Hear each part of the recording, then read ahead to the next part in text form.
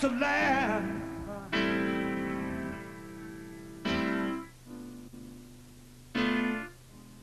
You know that I had to laugh.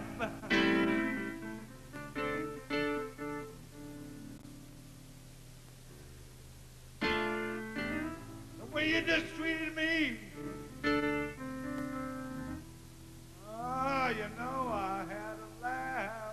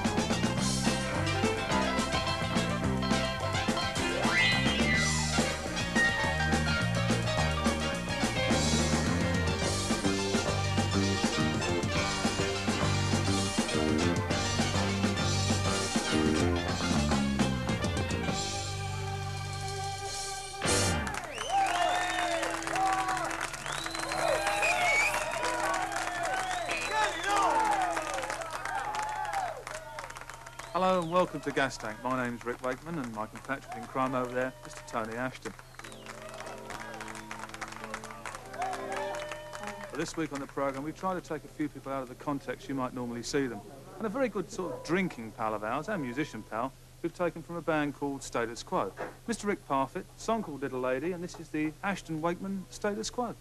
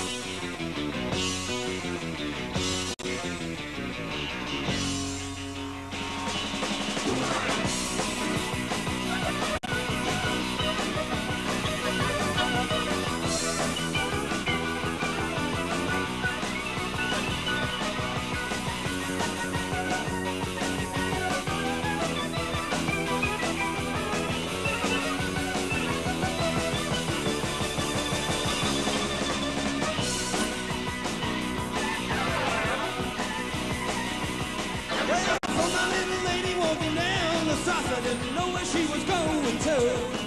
Well, I saw my little lady walking down the street, and now you know what I've been going through. By myself all alone, ain't no fun on your own, no road. Now I'm like a rolling stone. Now I'm like a rolling. Now I'm like a rolling stone.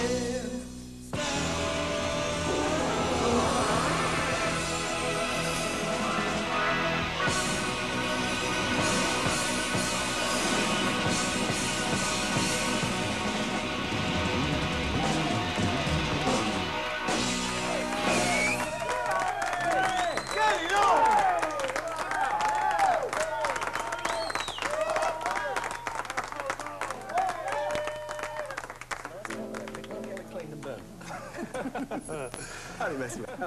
Oh, good to see you. It is kind of you to come along. I mean, you come along every week. Well, yeah, it's a good show. It's a good atmosphere, and I didn't have anything to do, and I did come down to represent All the lads. people today. Very seriously, I mean, you did the 2 numbers for us on your own. Did you start off on your own, or all the time were you part of a band? No, I did. When I was 12 years old, well, in fact, when I was 10, I got given a guitar for Christmas, like, you know, a lot of young kids do, I suppose. And I just wanted to play the guitar, and I got this guitar when I was 10, tuned it up best I knew how. I didn't know how to tune it, but I tuned it into something which I could hear was sort of right. And I always remember the first song I ever played on the guitar was Mary's Boy Child. Do you remember that? Well, I was born in Bethlehem, it's not holy, but yeah. And it was at Christmas, so it was very apt. Yeah, it was the first song that was written about me, actually, yeah. Yeah, well, it made a few people weep. That was the first thing you learned? Yeah. And I went on from there, and at 12 years old, I was sort of playing around the clubs at weekends. My dad was driving me around these working men's clubs. And they used to earn a sort of a £5 over the weekend, you know, which in those days, I mean, it's a long while ago. And it was quite a lot of money, you know, and it was great. My dad used to take it all, mind you. Yeah. You know. And then after the war, you formed Quo. Who actually formed Quo? Alan and Francis met at Sedghill School in Beckenham on the rugby field and formed it. And, well, cutting a very long story short, then John Colwyn joined, and Roy Lyons. Then I joined in 1967. How did you join? Well, I, in fact, was with another group called... well, I won't tell you what they were called, it's such a silly name. Go on, tell us. No, I won't, no. We want to know what they were called, don't we? Well, we were called the Jerks, actually. So, I left the Jerks and... You stopped jerks, yeah, right, yeah, it's gone. stopped jerking. Yeah. And in the time when I was with the Jerks, we... I met Quo. We were all doing a summer season. Yeah, I was in the That's going to sound ridiculous. I was in the Gaiety Theatre with the Jerks. And Quo, who were the Spectres then, were over the Rock Ballroom, right? So every night after finishing with the Jerks, I used to go over and see the Spectres. And see the Spectres. And we built up a great friendship. And soon after that season ended at Butlins in Minehead, I sort of kept in touch with Alan, the bass player, we became quite good friends. And I finished with my band and I was doing nothing. In fact, I became a baker. I was a baker for a while. And I had this baker's round, you know, I used to go around delivering baker, you know. Really? I was doing that for a while, yeah. Really enjoyed that. When you joined the band, was it Quo then, or was it... Originally, it came out of a shoe. It's absolutely true. Like these Italian shoes, beautiful Italian shoes called Quo Vadis. And our manager at the time was a plumber. Smashing bloke, though. And he saw Quo Vadis in a shoe and said, you should call yourself Quo Vadis, you know. So we shuffled it around a bit and it eventually became Status Quo. Then came Matchstick Men, and away we went. Most bands last about 10 years, at the best, and then sort of fold up or really change into, and like, diverse and digress into different things. Quo somehow, one of the only bands, along with, I would say, perhaps The Who, who managed just to ride all the storms, because you had a few storms in Quo, didn't you? Well, you see, the thing about Quo, we've never given way to conformity. We've never, like, whatever trend is in, you know, we've never sort of tried to go towards that trend, like whether it be, you know, disco or punk music, whatever, you know. I've always seen Quo as this huge sort of steam train, and it just rips its way... Yeah, so it's at lunchtime, yeah? Just rips its way right through the middle of all this somehow, you know, and And there's no sort of dictation in the band either, you know. Nobody's like, well, we must do this and we're gonna do this, you know. It's 100% effort from everyone in the band, and we all pitch in our ideas, we all write the songs, and it works quite well, you know. What about stuff on your own? Because now, like, you've done the programme for us, you've got your own studio, you know, out in Surrey you're working. Have you ambitions to do solo projects at all? Oh, yeah, I think everybody has, really. I mean, you were with bands yourself, you know, and there comes a time, I think, in everybody's career when you've got to think to yourself, well, OK, it's great leaning on the big, powerful shoulder of Quo, but what can I actually do individually, myself, you know? So I've started writing some stuff and, you know, doing some bits and pieces, and the beauty of it is I've got my studio there, so I can take my time and, you know, I'm not hustled any money hustles about how much the studio's costing, and I can get into my own stuff and do it properly. But there's no great rush, you know. There's still an awful lot to be done with Quo yet. I mean, we've still got targets to go for yet, and which we're still going to go for, you know. Yeah. Well, Quo and yourself giving a lot of people a lot of enjoyment. Are you happy? Yeah. What, with the band? Yeah, and with everything. Oh, yeah, very much so, yeah. Great. Well, I hope it continues. Thank you. Come back again on the next series. Okay. It's been a pleasure having you along.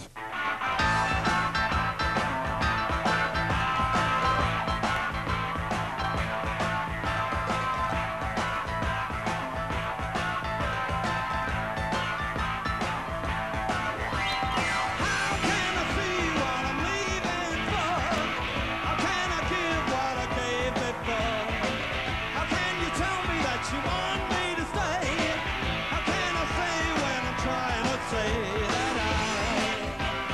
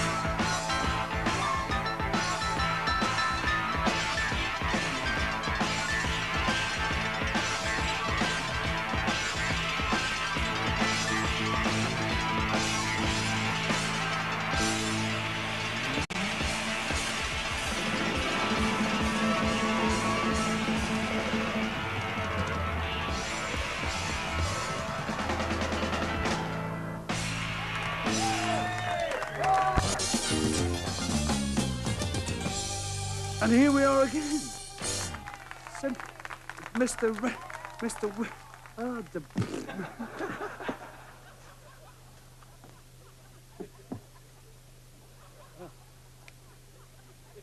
Here we have now a rare example of one of Rick's most beautiful musical concoctions. Here Rick now plays with those extraordinary, I can only describe as rare garbs. And here he is now to play Catherine Howard.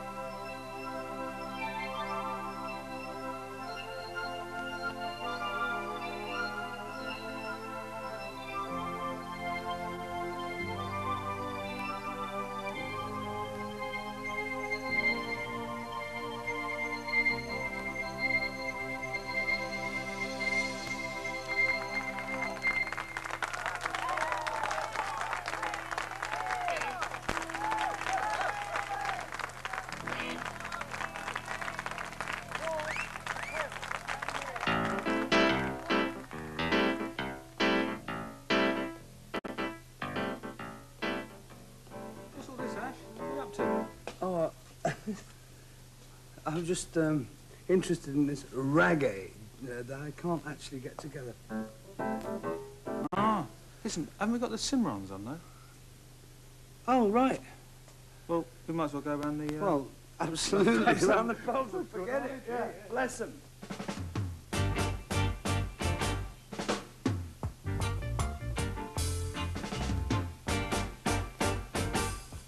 In the beginning, there was the Word,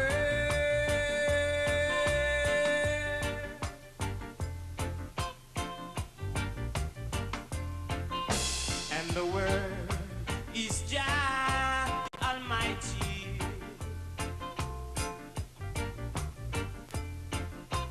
Took upon his head flesh to give unto I and I life.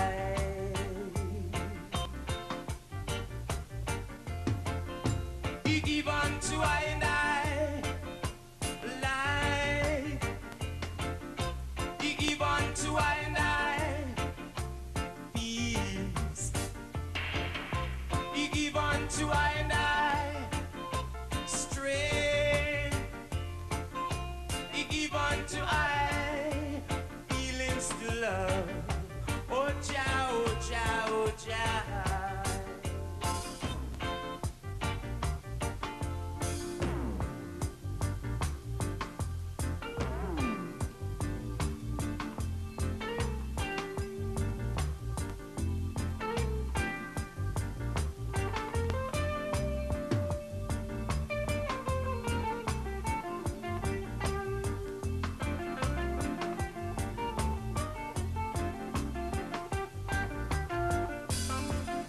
He give unto I and I. He give unto I and I peace. He give unto I and I strength to survive in this situation. Oh Jah, feelings to love. Oh Jah, oh Jah, oh Jah.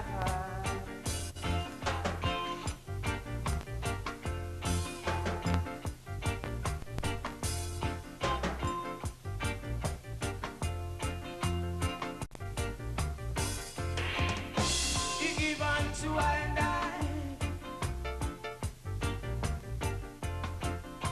He give unto I.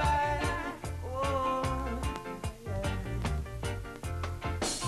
He give unto I life, wisdom and understanding. Yeah. He give unto I feelings to love.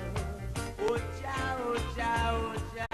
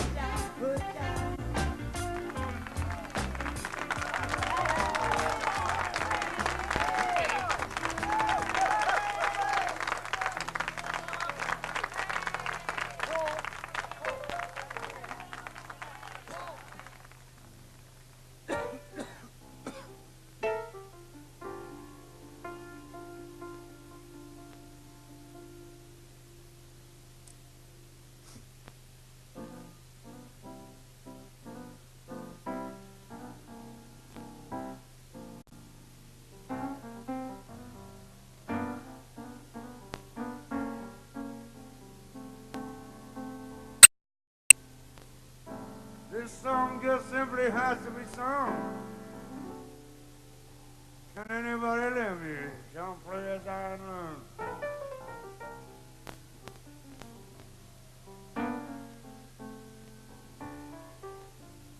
You can go to Marlborough County or join the senior circus. Take a walk down Park Drive. Come on, don't be nervous. Wander through the woodbine. Say hi to Lambert's Bucket. Meet Winston. I can't think of anything, son. This song just has to be sung. And anybody let me, John plays iron blood.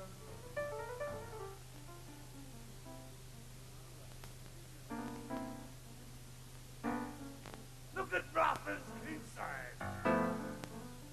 It's perfect.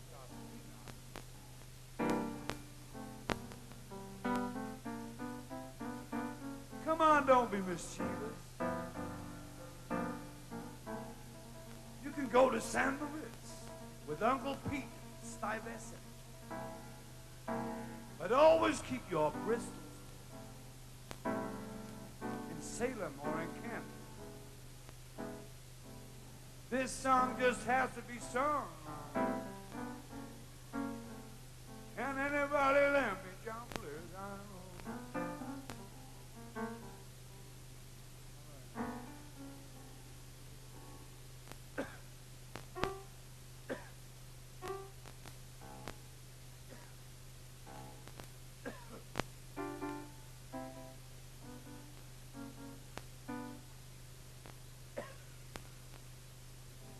Poetic sounding names on every single brand. If I could find some Walter Raleigh, I would kick him in the gland. Oh, this song just simply has to be sung. This song just has to be sung. This song just has to be sung. Can anybody lend me?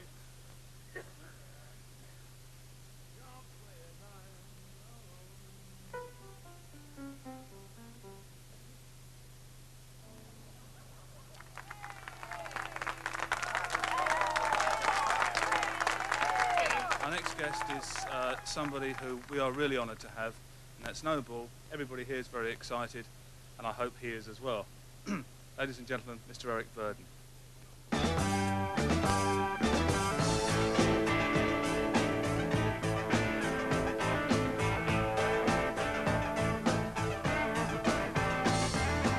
She's such a thriller, #1 killer in town. She'll make love to you. She'll turn you right upside down, yeah. Just when you think you've gone and reached the end, you love her loud and your heart stops again. She's captured your soul. Little girls got control of your mind, yeah. Now, baby, heart attack, she's coming back. Steal your poor heart away.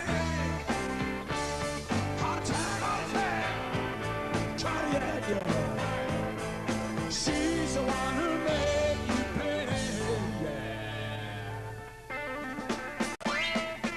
Such a sweet sickness, that little woman is so wicked and wild, yeah. She looks like an angel, but she's got the soul of a dark devil giant. Just when you think you've gone and reached the end, you look around and your heart stops again. She's captured your soul. Little girls got control of your mind. Look out, baby. She's a heart attack. She's coming back. You steal your poor heart away.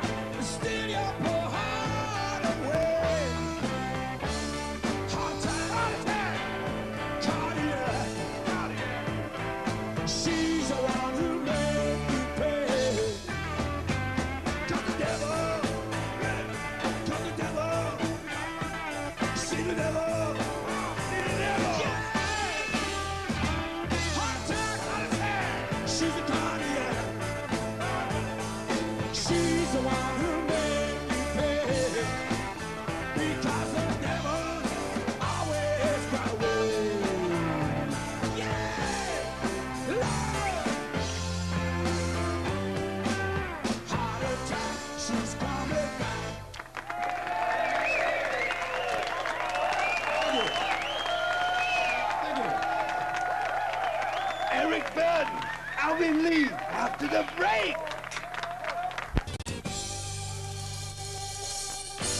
Here's one of my favorite Elvis Presley songs called Trying to Get to You.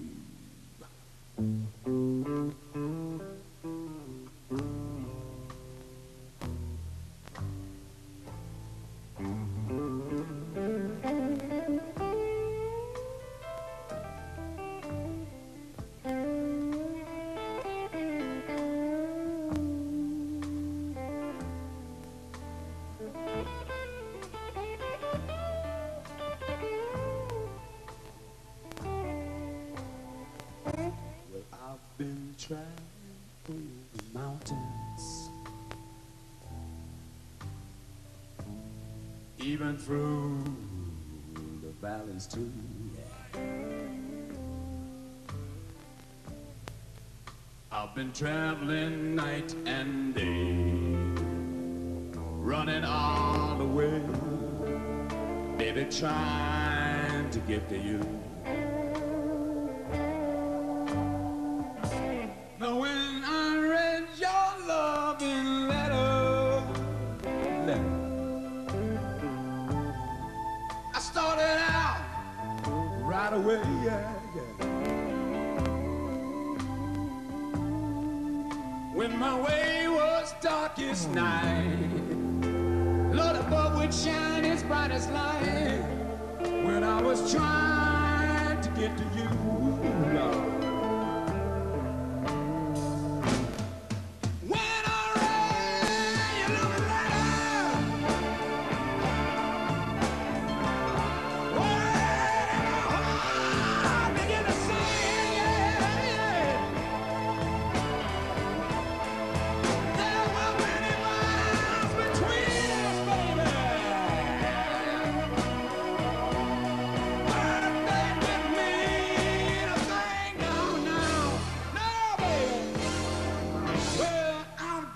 Got to get to you, baby, baby, baby.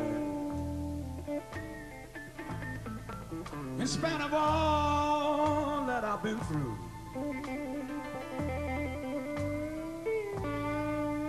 when my way was dark at night,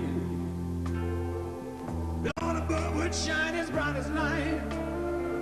When I was trying to get to you, yeah. Hold on, baby, I'm coming, yeah.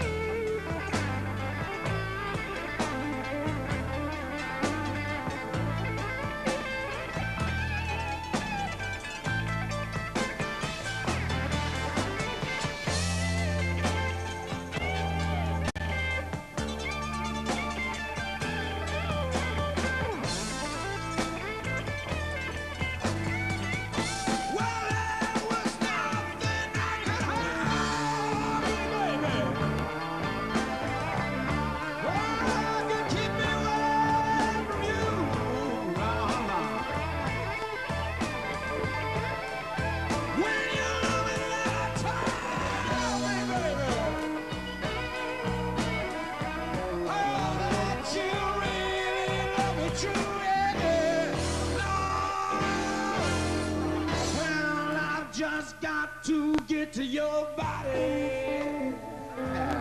in a round body. It was a thought that kept me going, that's what got me through, yes. When my way was dark at night, Lord above would shine as bright as light. When I was trying to get to you, oh baby.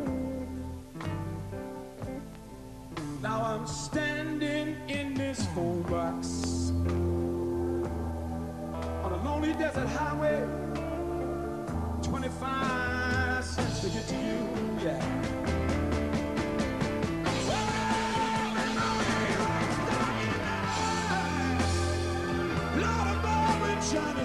trying, then I was trying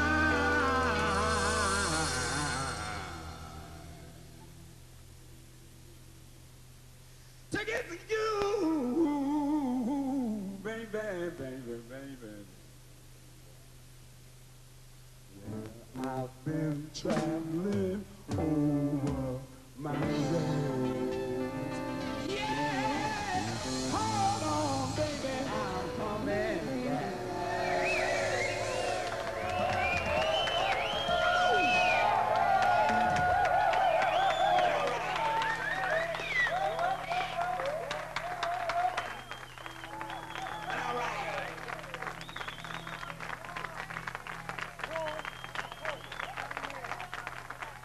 How do you feel about like a few months ago with House of the Rising Sun back in the charts? Still waiting for the royalty check. What, from the first time round or this time round? The first time round. I mean, not the first time round, but the first time round. When was it recorded the first time? 60. Josh White, 1920. Yeah. I don't But know. I'm talking about the Animals version. Yeah. It was done in 60, what, 63? 65, 64. I'm not quite sure. And how did it come about? It must have been 64 because we were in London. How did it come about you did that? We were on a Chuck Berry tour, and everybody on the Chuck Berry tour was trying to out-rock the master. It's like, let's, we're on this tour, and the rock and roll thing is basically like it's aggression and power. And I thought the best thing to do was to do the opposite of what Berry was doing, or what everybody else would be doing behind Chuck, and that was to find a song that was like melodic and it's slow enough in tempo to be different from gang gang gang gang gang gang gang. And House of the Rising Sun, sort of. And you found it? You found the song? Well, I've been singing it for a long time before I heard the Bob Dylan researched version. Do you feel sort of I was going to say animosity, but any animosity against Rising Sun being a massive hit again? I can only measure music or my musical experience by what the audience give back to me. And as long as people want to hear that song and they want to hear me singing it, and as long as people remember me by something no matter what it is, it happens to be that song. Do you get asked for it? Do you get shouted? I mean, I get the thing when I go on stage, I get people shouting out yes numbers. Do you get the same with Animal things? People like shouting out to do things? No, they don't shout so much for House of Rising Sun as they do for things like Sky Party, yeah, San Francisco. No, it's very much a feeling thing. It's like I know that if I walk off stage most nights, in most countries, in most gigs, without singing that song, that people would feel cheated. Very, very briefly, I wanted to ask you. I mean, Layla's just been a big hit again over here for Eric, the other Eric, Mr. Clapton. House of Rising Sun again for you. I mean, I've got my own feeling as to why this music's coming round again and going back in the charts. What do you think is the reason for that? Time and space. And time and space dictates what we do and where we live and how we live. And time and space is dictated in the music business that it's not just a generation thing, and we shouldn't be so hung up on rock and roll being a youthful thing. After all, Muddy Waters is 125. Chuck Berry's going on 126. Whatever. Yeah. And they're still up there doing it. And people, whatever, you're just still listening. Is there another track of anybody else's, or an Animal track, or of your own, that you would think would come in the next 10 years? Well, my personal vote goes for Louie Louie by the Kingsmen. I think that's a rock and roll single of all time. Well, we'll try and get the Kingsmen on for the next time round. Yeah, that could be great. I didn't actually realise you came from Newcastle. Why is it that Newcastle can produce a singer such as yourself and such a lousy football team? Yeah, well, like Texas, one plays to get out. I mean, the only thing about being good, about being, your Texas background being something of a benefit is that from the minute you were born, you realize that, get out. Get out of it, or get out of that place. I don't know. No, seriously, I can't say a lot. I mean, I'm a Brentford supporter, but I don't.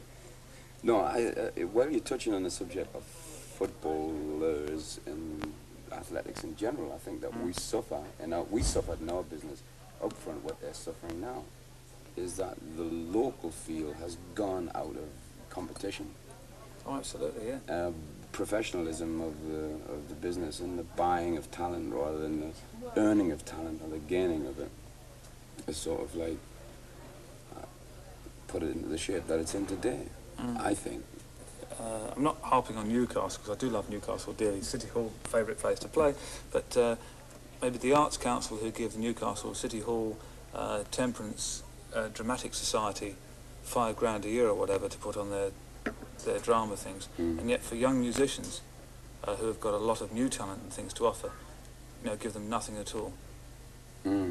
Well, because in a way I'm grateful that it's still the same as it was, because that's what rock and roll was designed for, was to overcome all problems. PA systems, rock and roll PA systems are designed to blitz a farmer's field or a football ground into a hall of music. That's what it is when you arrive there. An open-air gig, an open-air festival is done in a farmer's field or in a football stadium or in a baseball stadium. We've got everything but the right place to play in for ourselves. The sad thing is that it took you away, and I think, as a personal thing, that rock and roll and music in general suffers because of the fact that it has sent people away, and people like yourself. And I'm actually seriously very knocked out that you came along and played. I enjoyed playing with you. I know the rest of the lads did, and hope you did as well. For sure. And I just hope that whatever happens in the next 10 years for other young rock and rollers, that maybe they don't have to go too far away from us, because it's a bit smashing to have you back. Rick, very good time. It was really nice. It was really fun. Appreciate it. Make it up for cash. All right.